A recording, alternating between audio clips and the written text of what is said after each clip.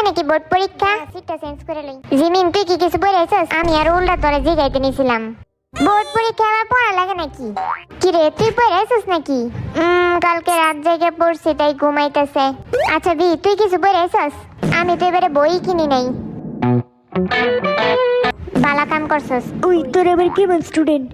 আমরা হইছি যে হবের উপর নির্ভরশীল স্টুডেন্ট। যে হবে সামনে এবার টিচারটা বইব। আয় হায় কই কি দূর, আমার মাথাটাই গরম হয়ে গেছে। এই টিচারটা আসলে কেডা?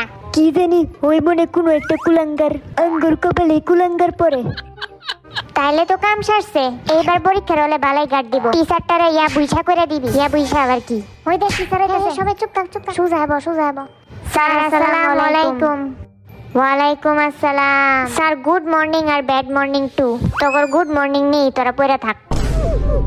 তোরা আমারে ব্যাড মর্নিং ও কস শয়তান। এই হাসাহাসি বন্ধ কর, পেট নিলেন। তোর সাবজেক্ট আজকে বোর্ড পরীক্ষা, কিন্তু স্যার কেউ বই রায় নাই। তোরা ফেল করলাম আর কি।